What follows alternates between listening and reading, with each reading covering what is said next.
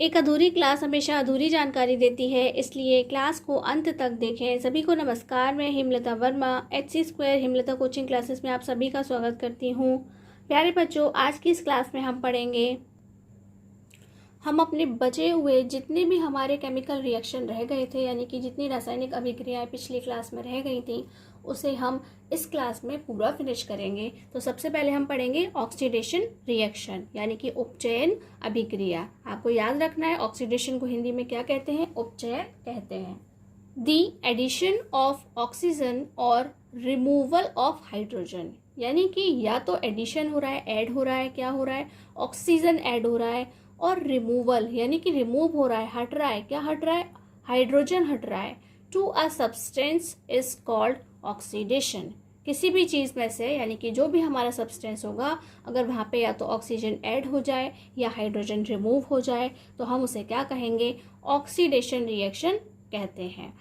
किसी पदार्थ में ऑक्सीजन का योग यानी कि जुड़ना, या हाइड्रोजन का निष्कासन यानी कि निकल जाना, उपचयन कहलाता है।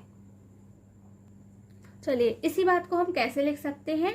जैसे ये कोई सब्सटेंस है, उसमें हमने क्या करा? इसने कहा एडिशन का, ऑक्सीजन का एडिशन हो रहा है, यानी कि ऑक्सीजन से हम योग कर रहे हैं, तो हम उसे ऐड कर रहे हैं, जोड़ रहे हैं, O2 लिख देंगे।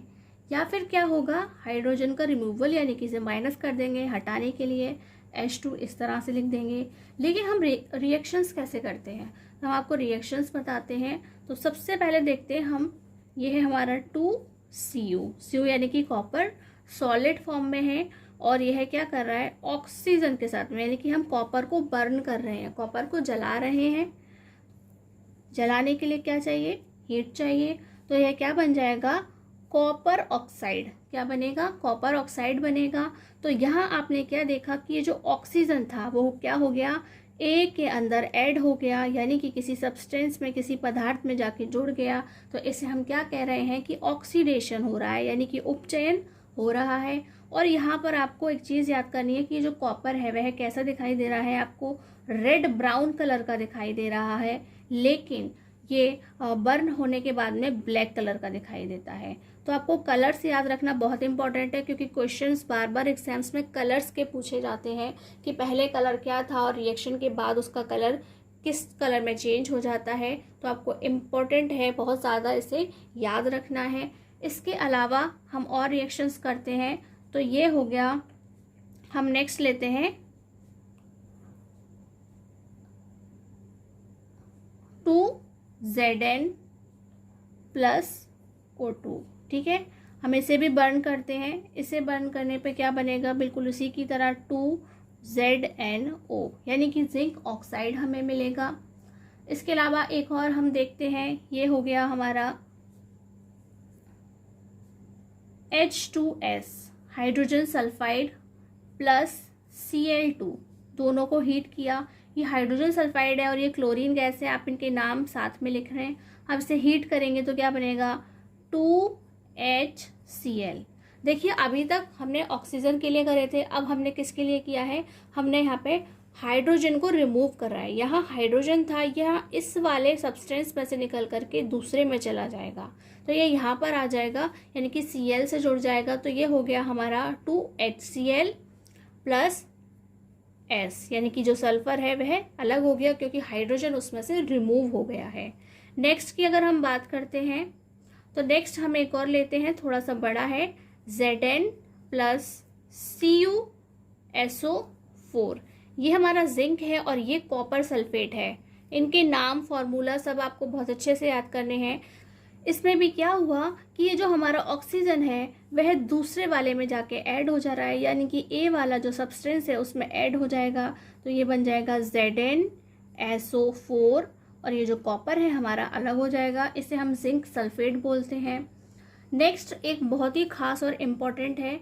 समटाइम्स आपको क्या देखने को मिलेगा कि इसमें से जो इलेक्ट्रॉन्स हैं वो निकल रहे हैं। क्या हो रहे हैं? जो इलेक्ट्रॉन्स हो रहे हैं वो लूज हो रहे हैं। किस तरह से? जैसे मान लीजिए ये हमारा Na है, Na यानी कि सोडियम है, और आपने किसी रिएक्शन में ऐसे लिखा देखा Na प्लस, क्या देखा आपने? Na प्लस, और यहाँ अलग से लिखा है plus E। E means electron. ये जो माइनस का साइन है आपको क्या दिखा रहा है कि यहाँ से इलेक्ट्रॉन जो है वह निकल रहा है। ये प्लस साइन आपको बताता है कि सोडियम ने अपना एक इलेक्ट्रॉन किसी को दे दिया है। क्या करा है? अपना एक इलेक्ट्रॉन किसी को दे दिया है, इसलिए वहाँ पे 1+ का चार्ज लिखा हुआ है। क्या लिखा है? 1+ का चार्ज लिखा हुआ है। यानी कि ये जो ऑक्सीडेशन रिएक्शन होती हैं, यानी कि उपचयन अभिक्रिया होती हैं, वह क्या करती हैं? वह इलेक्ट्रॉन देने का काम भी करती हैं।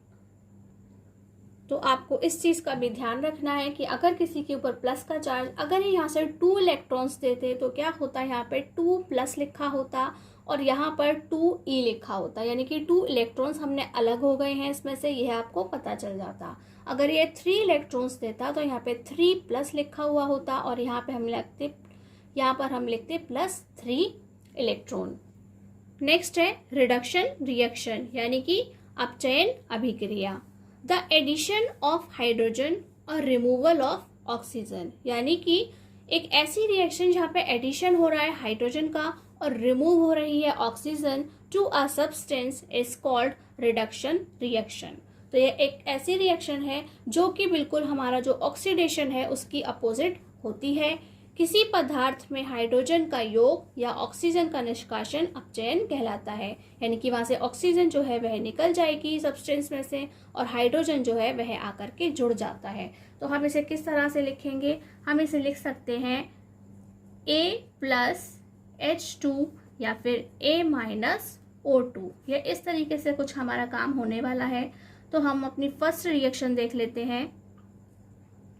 यह है हमारा H2 + Cl2, यानी कि हाइड्रोजन गैस और क्लोरीन गैस है।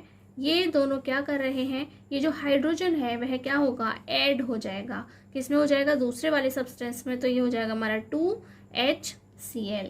और इसी तरह से एक और देखते हैं, तो ये है हमारा जिंक ऑक्साइड। क्या है? जिंक ऑक्साइड है और ये है कार्बन। दोनों रिएक्ट करके क्या बना रहे हैं? यहाँ से ऑक्सीजन क्या हो जाएगा? रिमूव हो जाएगा, बाहर निकल जाएगा।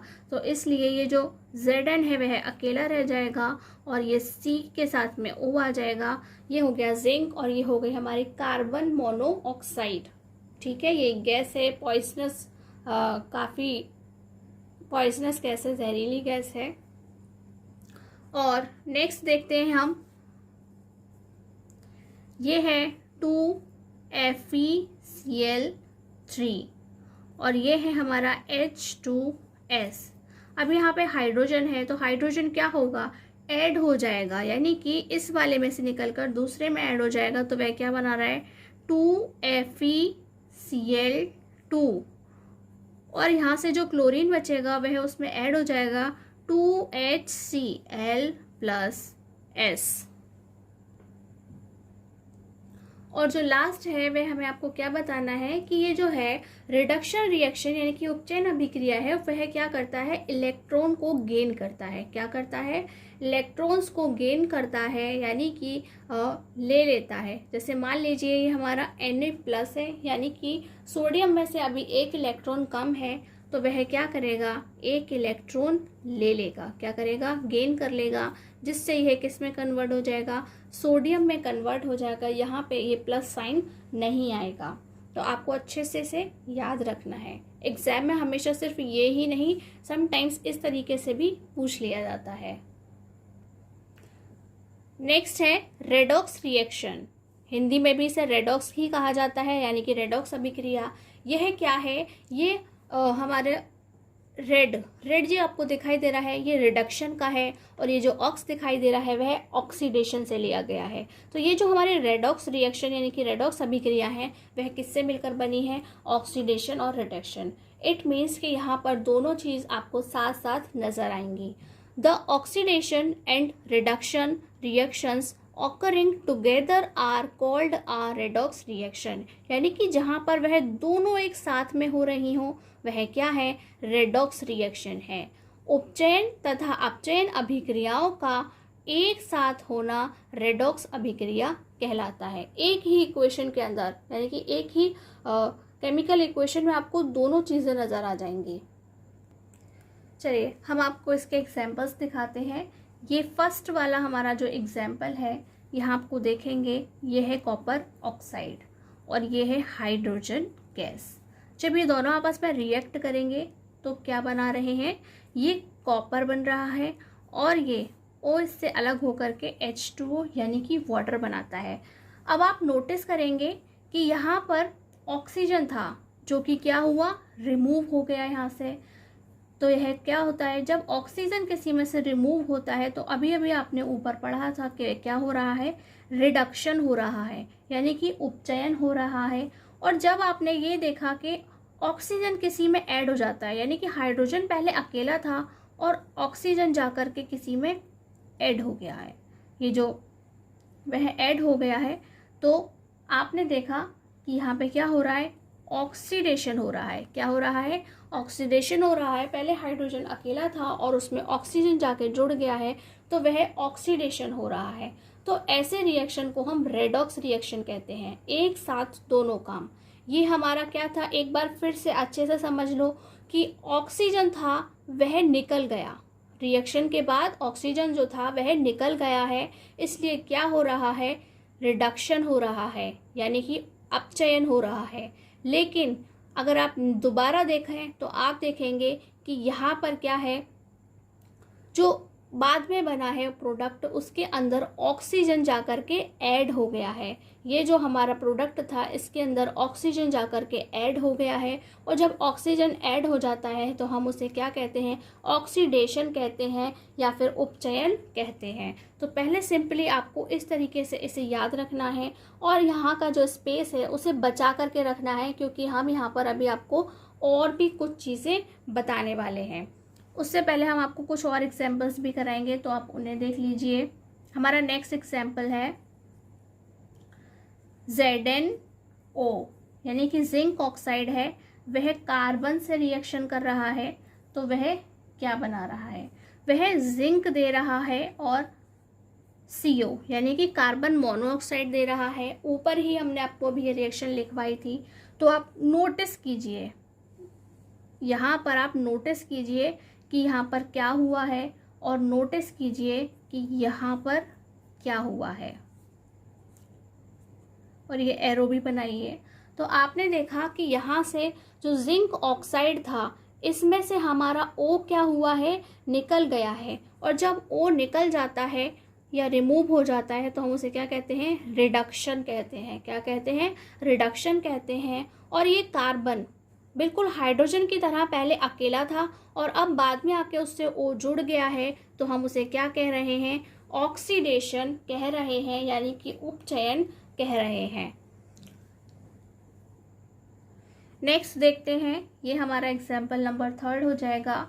ये लिखा है H2S यानी कि हाइड्रोजन सल्फाइड है और इसमें क्लोरीन गैस हमने ली है और वह रिएक्ट कर रही है तो वह क्या बना रही है, 2HCl बना रही है और सल्फर को अलग कर रही है। ये भी हमने आपको बताया था। यहाँ पर नोटिस कीजिए, यहाँ पर आप क्या नोटिस करेंगे, ये जो हाइड्रोजन है इसके साथ में और क्लोरीन को इसके साथ में।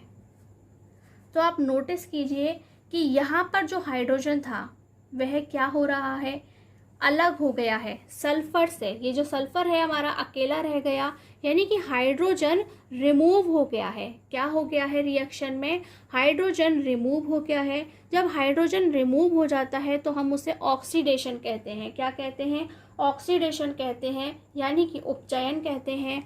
और यहाँ पर आप नोटिस करेंगे कि ये जो हाइड्रोजन है हमारा वह कहाँ चला गया है, क्लोरीन के पास चला गया है यानी कि हाइड्रोजन ऐड हो गया है। और जब हाइड्रोजन ऐड होता है, किसी चीज़ के साथ में जुड़ जाता है तो वहाँ पे क्या होता है, रिडक्शन होता है। क्या होता है, अपचयन होता है। बहुत ही ध्यान से करने वाला टॉपिक है और बहुत ज़्यादा इम्पोर्टेंट टॉपिक है। ये आपको शॉर्ट में और वेरी शॉर्ट में सभी तरह से ये क्वेश्चंस पूछे जाते हैं, बार बार पूछे जाते हैं। और अभी जो हम आपको बात बता रहे हैं वह आधी है, क्योंकि पहले ठीक से आधी समझना ज़रूरी है, उसके बाद हम बची हुई आधी बात हम इसके बारे में बताएंगे। नेक्स्ट देखते हैं MnO2। ये क्या है, मैग्नीज और हमने यहाँ ले लिया है HCl 4HCl, और यह रिएक्ट करके क्या बना रहा है, तो हम कहेंगे MnCl2 2H2O और Cl2। आपको एग्ज़ाम के अंदर ये इक्वेशन पूरी लिखी हुई मिलेगी, बस आपको है आइडेंटिफाई करना है कि ये किस टाइप की रिएक्शन है, यहाँ पर क्या चेंज हो रहा है उसको इंडिकेट करना है आपको। तो आपको इस बात की टेंशन नहीं लेनी है कि हमें ये रिएक्शन बनानी नहीं आती है, रिएक्शन आपको ऑलरेडी वहाँ पर मिलेगी। तो आपको नोटिस करना है कि यहाँ पर ऑक्सीजन था जो कि क्या हो गया, हमारे यहाँ पर गायब हो गया, वह मैग्नीज के साथ में अब नहीं है, यानी कि ऑक्सीजन रिमूव हो गया है। तो हम क्या कहेंगे, रिडक्शन हो रहा है। क्या हो रहा है, रिडक्शन हो रहा है, अपचयन हो रहा है। और आप नोटिस करेंगे कि ये जो हाइड्रोजन था, यहाँ पे जो हाइड्रोजन था वह क्या हो रहा है, एक नई यहाँ से क्लोरीन में से निकल गया है, क्योंकि आप यहाँ देखेंगे क्लोरीन कैसा है, अकेला है। यहाँ पे क्लोरीन अकेला हो गया, जबकि हाइड्रोजन पहले इसके साथ में था। तो आप क्या कहेंगे कि ये ऑक्सीडेशन हो रहा है, हाइड्रोजन जो है वह क्लोरीन को छोड़ करके चला गया है, वह अब अकेली रह गई है। तो आप क्या कहेंगे, ऑक्सीडेशन हो रहा है, क्योंकि ऑक्सीडेशन में हाइड्रोजन रिमूव हो जाता है। क्या कह रहा है, उपचयन हो जाता है। एक और एग्जाम्पल लेंगे अभी हम। चलिए, आज का हमारा लास्ट एग्जाम्पल है रेडॉक्स के लिए। ये है PbO यानी कि लेड ऑक्साइड है, और ये हमारा कार्बन है। रिएक्ट होकर के क्या बना रहे हैं, ये Pb बनता है, यानी कि लेड अकेला हो जाता है, और कार्बन मोनोऑक्साइड गैस बनती है। ठीक है, कार्बन मोनोऑक्साइड गैस बनती है। तो आपने यहाँ पे क्या नोटिस किया, एक तो ये, दूसरा ये।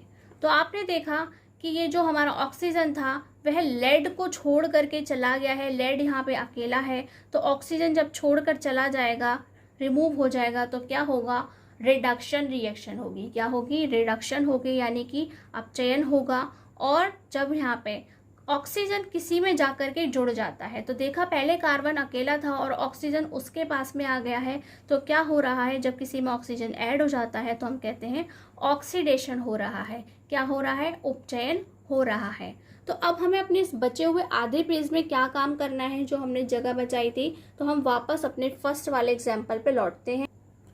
मैं यहाँ आपको कुछ नए टर्म्स लिख कर दिखा रही हूँ, शॉर्ट में है, आप फुल लिखिएगा। ऑक्सीडाइजिंग एजेंट, क्या लिखना है, ऑक्सीडाइजिंग एजेंट लिखना है। और यहाँ आपको ले रखना है रिडक्शन एजेंट, और हिंदी भी लिख लीजिए। ऑक्सीडाइजिंग एजेंट को हम क्या बोलते हैं, ऑक्सीकारक कहते हैं। क्या कहते हैं, ऑक्सीकारक कहते हैं। और इसे हम कहते हैं अपचायक। आपसे एग्जाम्स में ये भी पूछा जाता है कि बताइए इनमें एजेंट कौन सा है। ऑक्सीडेशन के लिए जो एजेंट है ऑक्सीडाइजिंग एजेंट, और रिडक्शन के लिए जो एजेंट है वह कौन से हैं। तो आपको यह बताने के लिए हमेशा अपनी रिएक्शन के लेफ्ट साइड में देखना है। कहाँ देखना है, सिर्फ लेफ्ट साइड में देखना है। और आपको अपनी जो रिएक्शन हो रही है उसका जस्ट उल्टा लिखना है। उल्टा लिखने का क्या मतलब है कि आपने देखा इससे क्या हो रहा है, रिडक्शन हो रहा है। तो जिसकी वजह से रिडक्शन हो रहा है वह क्या है, हमारा ऑक्सीडाइजिंग एजेंट है। क्या है, ऑक्सीडाइजिंग एजेंट है, उसमें से ऑक्सीजन निकल रहा है। तो आपको यहाँ पे लिखना है CuO। क्या लिखना है, बताना है कि ये कॉपर ऑक्साइड जो है वह ऑक्सीडाइजिंग एजेंट यानी कि ऑक्सीकारक है। तो ये जो हमारा रिडक्सिंग एजेंट जो है, अपचायक जो है, वह कौन सा है, तो आप कहेंगे जिसकी वजह से ऑक्सीडेशन रिएक्शन हो रही है। क्या हो रही है, ऑक्सीडेशन रिएक्शन हो रही है, और वह कौन सा है, तो आप कहेंगे वह तो H2 है। इसी तरह से आपको बाकी सब के लिए भी लिखना है। जैसे कि अब मैं शॉर्ट में सभी के नाम डाल रही हूँ, जस्ट आपको यहाँ से लिखना है। हिंदी मीडियम हो तो वह हिंदी डाल के लिखे, इंग्लिश मीडियम हो तो इंग्लिश मीडियम डाल के लिखे, लेकिन मैं हिंदी मीडियम से कहूँगी वह दोनों को याद रखे। ठीक है, किसी एक तक ना टिके, दोनों को याद रखे। तो हमको दिखाई दे रहा है कि यह हमारा ऑक्सीडाइजिंग जो एजेंट है वह कौन है, ZnO है।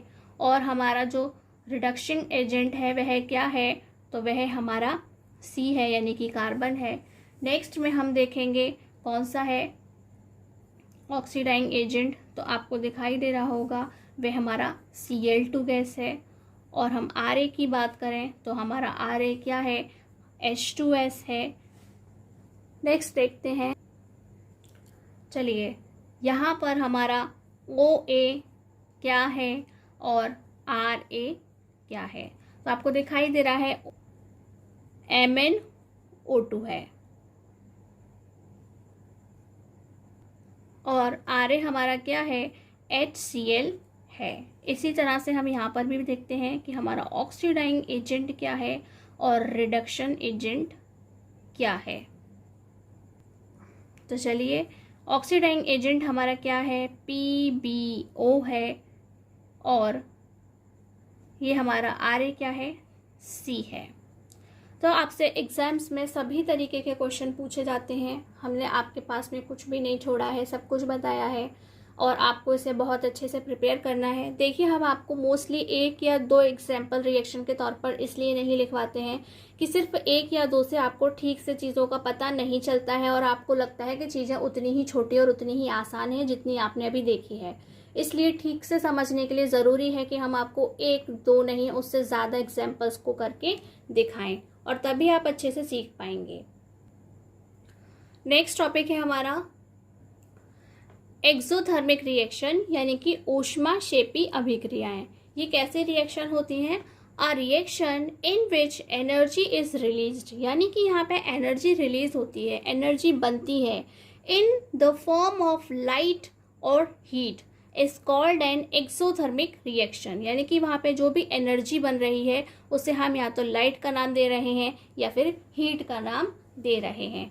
ऐसी रासायनिक अभिक्रिया जिसमें उत्पादों के साथ, यानी कि ये जो हमारे उत्पाद जो प्रोडक्ट तैयार होते हैं उनके साथ में ऊष्मा भी निकलती है, ऊष्माक्षेपी अभिक्रियाएं कहलाती हैं। तो हम आपको इसका इजी से टफ की ओर चलते हुए 3 एग्जाम्पल्स को बताएंगे।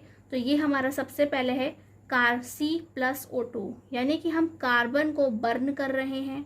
तो बर्न करने पर क्या हो रहा है, CO2 गैस बनती है। क्या बनती है, CO2 गैस बनती है और उसके साथ में क्या निकलती है, हीट निकलती है। तो आपने देखा होगा जब भी हम किसी चीज़ को बर्न करते हैं तो वहाँ पर जो टेम्परेचर होता है वह इंक्रीज़ हो जाता है और जब टेम्परेचर इंक्रीज़ हो रहा है इट मीन्स क्या है कि वहाँ पे हीट निकल रही है। चलिए नेक्स्ट देखते हैं हमारा CH4। CH4 क्या है, मेथेन गैस है, इसे नेचुरल गैस भी कहा जाता है और इसके अलावा इसे मार्श गैस भी कहा जाता है, बायोगैस भी कहा जाता है, गोबर गैस भी कहा जाता है, डैम्प फायर गैस भी कहा जाता है। और इसे भी हम क्या कर रहे हैं, बर्न कर रहे हैं। जब हम बर्न करेंगे तो क्या होता है, CO2 गैस निकलती है। क्या निकलती है, CO2 गैस निकलती है। इसके अलावा यहाँ पे जो वाटर है वो भी बनता है, लेकिन कैसा होता है, वेपर की फॉर्म में होता है, यानी कि गैसियस फॉर्म में होता है, उड़ जाता है। और उसके साथ यहाँ पे क्या निकल रही है, हीट निकल रही है। क्या निकल रही है, हीट निकल रही है। और हम नेक्स्ट एग्जाम्पल लेते हैं, मोस्ट इम्पॉर्टेंट जो एग्जाम्पल हमारा तरह तरह से एग्जाम्स में पूछा जाता है, C6H12O6। क्या है ये ग्लूकोज है। क्या है, ग्लूकोज है। ये वही ग्लूकोज है जो खाना खाते हैं उससे हमारे शरीर के अंदर बनता है। और ये जो ऑक्सीजन गैस है ये वही ऑक्सीजन गैस है जिसे हम इनहेल कर रहे हैं, यानी कि हम सांस लेते हैं ना, तो ऑक्सीजन गैस लेते हैं एटमॉस्फेयर से। तो यह क्या बनाती है, 6CO2। ये बैलेंस्ड रिएक्शन है, ठीक है। और इसके अलावा क्या बनता है, H2O बनता है, वाटर बनता है और वह लिक्विड ही होता है।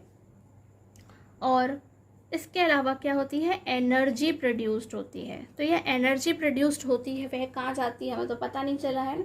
तो आप जो सारे काम दिन भर करते हैं वह किससे करते हैं, उसी एनर्जी की वजह से तो करते हैं। हम खाना खाते हैं, हमें एनर्जी मिलती है जिससे हम अपने काम को आगे बढ़ा सकते हैं। हम खाना नहीं खाते हैं तो हम ज़्यादा देर तक काम ठीक से नहीं कर सकते हैं। तो ये सभी रिएक्शंस जहाँ पर हीट और energy, heat light energy produced होती हैं वह सभी क्या होती हैं, एक्सोथर्मिक रिएक्शन होती है, यानी कि ऊष्माक्षेपी अभिक्रिया उन्हें कहा जाता है। ये एक बहुत इम्पॉर्टेंट वाला टॉपिक है और ये जो एग्जाम्पल्स हैं बहुत ज़्यादा इम्पॉर्टेंट हैं।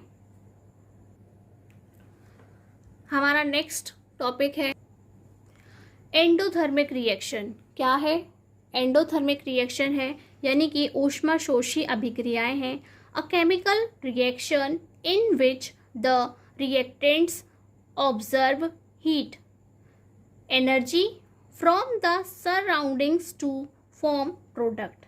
यानी कि ऐसी केमिकल रिएक्शन जो क्या करता है, जिसमें जो रिएक्टेंट है वह ऑब्जर्व कर लेता है, सोख लेता है, अपने अंदर क्या करता है, हीट और एनर्जी को सोख लेता है। कहाँ से? फ्रॉम द सराउंडिंग्स, उसके आसपास जो भी ऐसे चीज़ होगी जिससे उसे एनर्जी या हीट मिल सकती है वह सोख लेता है, ऑब्जर्व कर लेता है, जिससे कि प्रोडक्ट बन सके। Is called and endothermic reaction.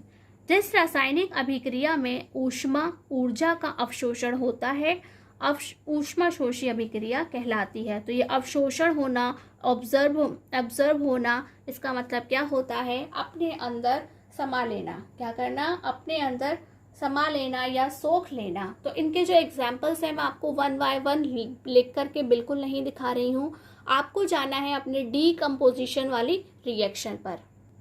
चलिए देखिए, हम अपने डीकम्पोजिशन जो रिएक्शन थी उस पर हम आ गए हैं।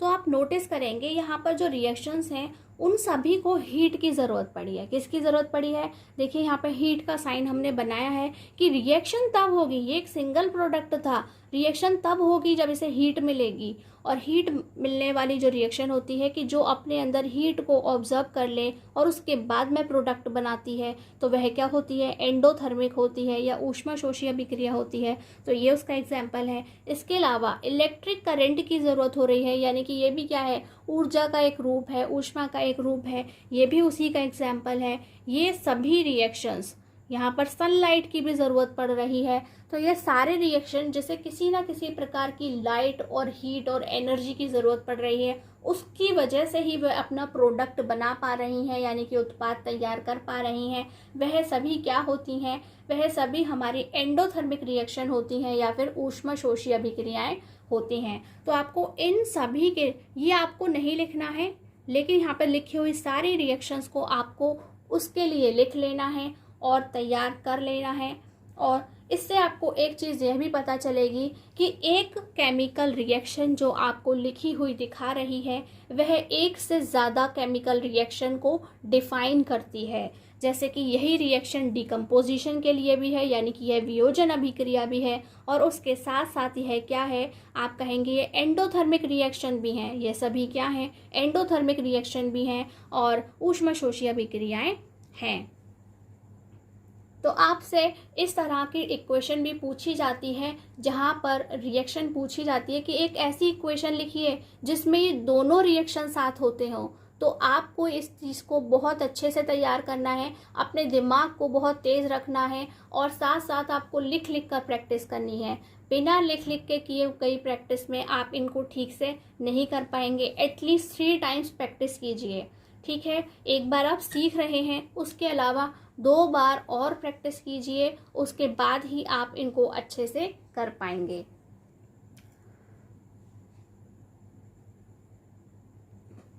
प्यारे बच्चों, डू रिमेंबर, याद रखिए, आज की क्लास आज ही प्रिपेयर करें, कल के लिए बचाकर कुछ नहीं रखें।